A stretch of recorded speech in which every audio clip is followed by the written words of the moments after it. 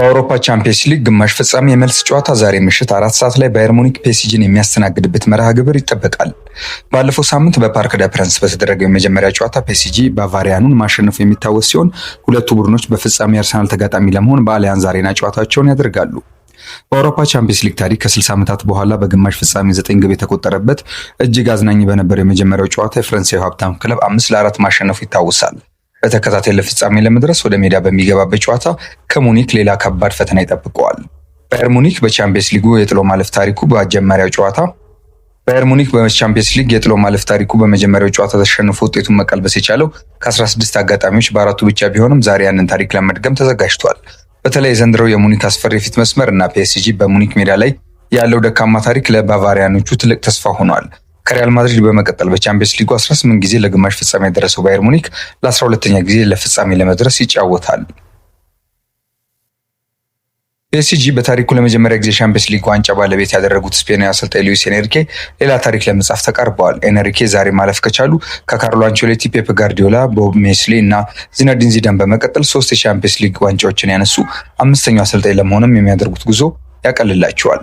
የሚገርሙ ሁለቱ ቡድኖች እስካሁን 17 ጊዜ ሲገናኙ አንድም ጊዜ አቻ ተለያይተው አያውቁም። ሙኒክ 9 ጊዜ ሲያሸንፍ ፒኤስጂ ደግሞ 8 ጊዜ ድል ቀንቶታል። በዛሬው ጨዋታ በሙኒክ በኩል ሰርጅ ግናብሪ፣ ራፋኤል ጉሬሮ እና ሌናርት ካርት በጉዳት የማይሰለፉ ሲሆን በፒኤስጂ በኩልም በመጀመሪያው ጨዋታ ጉዳት የገጠመው ወሳኙ ተከላካይ አሽራፍ ሀኪሚ ከስብስቡ ውጭ ሆኗል።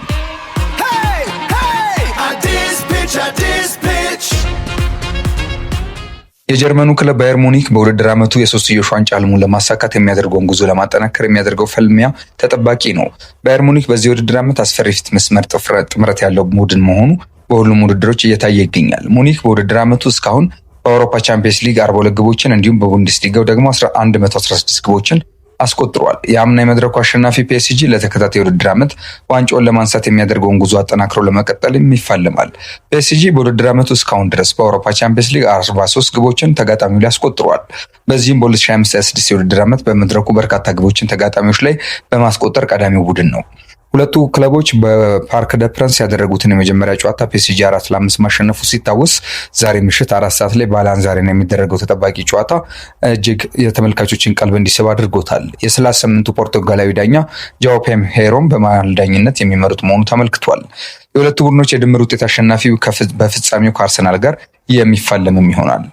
አርሰናል አትሌቲኮ ማድሪድን በድምር ውጤት 2-1 በማሸነፍ ከ20 ዓመታት በኋላ የአውሮፓ ቻምፒየንስ ሊግ ፍጻሜ ተፋላሚ መሆኑን ማረጋገጡ ይታወቃል።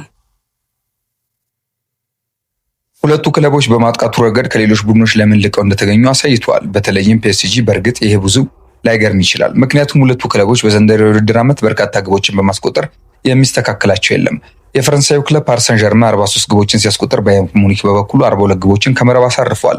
በአውሮፓ ቻምፒየንስ ሊግ ታሪክ ሁለት ቡድኖች 40 እና ከዚያ በላይ ግቦችን ሲያስመዘግቡ ለመጀመሪያ ጊዜ ነው። የውድድሩ ክብረ ወሰን ባርሴሎና እንደ አውሮፓውያን አቆጣጠር 1999-2000 የውድድር ዓመት በእጁ ያስገባው ነበር።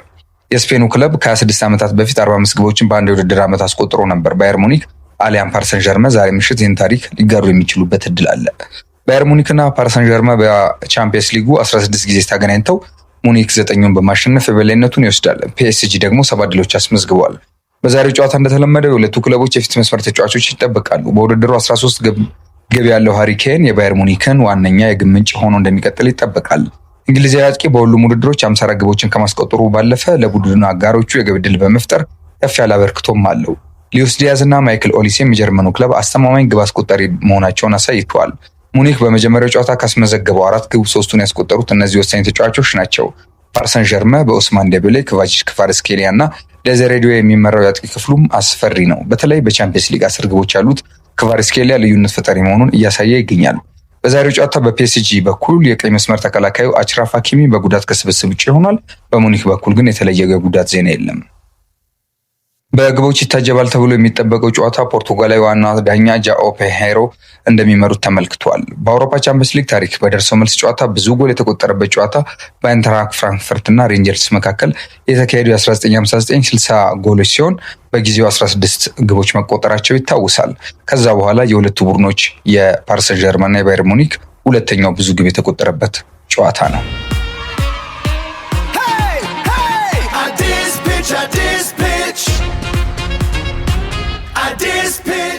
የፓሪስ ሰን ዠርመንና የባየር ሙኒክ አሰልጣኝ የሆኑት ቪንሰንት ኮምፓኒና ሉዊስ ኤንሪኬ ካለፈው ሳምንት ጨዋታ አቀራረብ ለውጥ እንደማይኖራቸው መናገራቸውን ተከትሎ ምናልባትም የዛሬው መርሃ ግብር በደርሶ መልስ ጨዋታ ብዙ ግብ የተቆጠረበት ሊሆን እንደሚችል ይገመታል።